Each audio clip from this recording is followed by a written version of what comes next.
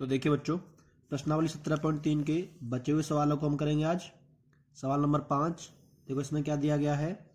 एक सारणी दी गई है, उसमें भार दिया गया है और छात्रों की संख्या दी गई है। तो ये भार है जैसे 40 से 50, 50 से 60। तो जैसे 40 से 50 किलो जो का भार है ना, वो लगभग 10 बच्चों का है। यानी 10 बच्चे ऐसे हैं जिनका भार 40 से 50 किलो के बीच में है।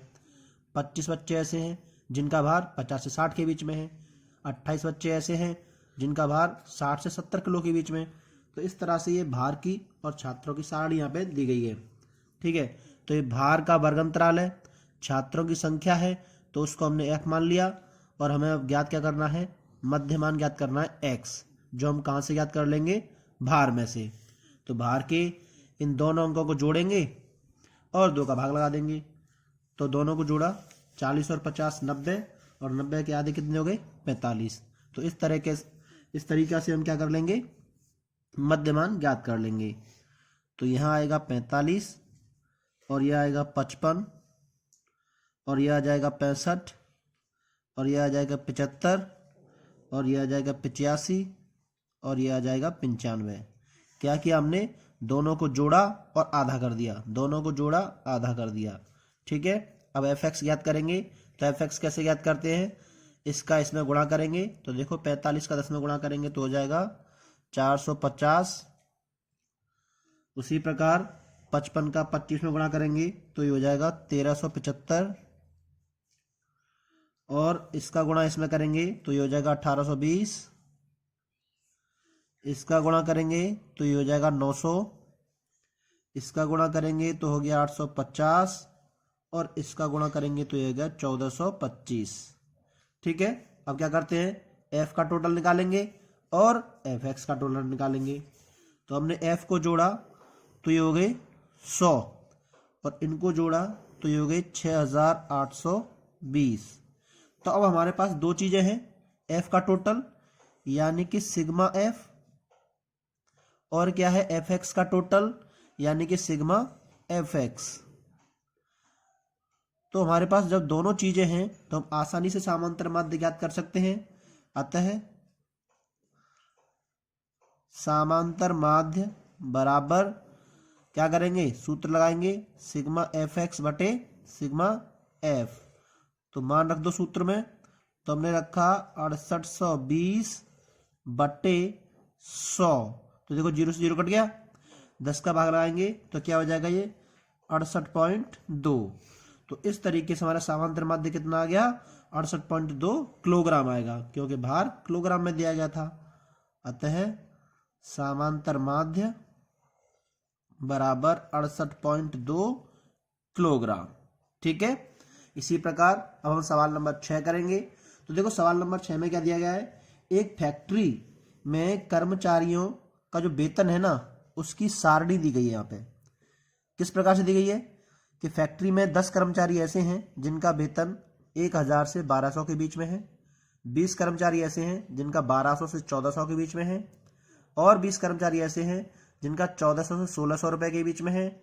और 15 कर्मचारी ऐसे हैं जिनका वेतन 1600 से 1800 रुपए के बीच में। और 5 कर्मचारी ऐसे जिनका वेतन 1800 रुपए से 2000 के बीच में।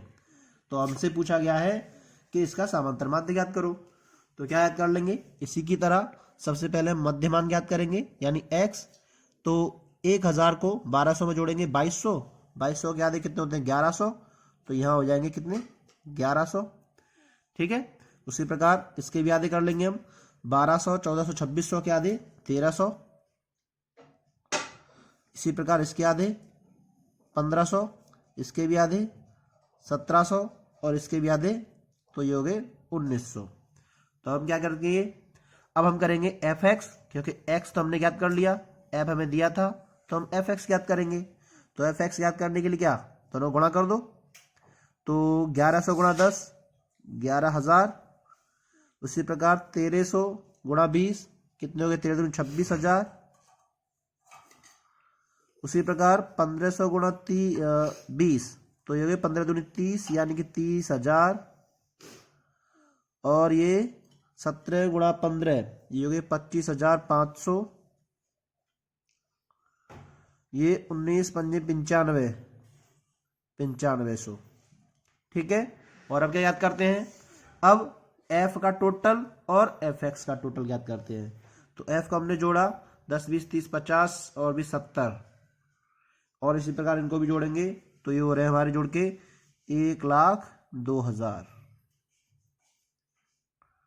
ठीक है, तो इनको जोड़ लिया। अब हमारे पास दोनों का टोटल है, क्योंकि हमारे पास सिग्मा एफ भी है और सिग्मा एफ एक्स भी है। जब दोनों चीजें हैं तो समांतर माध्य आसानी से निकाल लेंगे। अतः समांतर माध्य बराबर सिग्मा एफ एक्स बटे सिग्मा एफ। तो समांतर माध्य बराबर क्या हो जाएगा, 1,02,000 बटे 70। तो 0 से 0 कट गया, तो भाग लगाएंगे हम, तो ये पहले ऐसा भाग होगा बिल्कुल, तो पहले ऐसा आंसर भी आ जाएगा। कितना आएगा, 1457, 1457.14। तो हमने भाग लगाया 7 का, तो इस तरीके से ये आंसर आ गया। तो समांतर माध्य कितना आ गया, अतः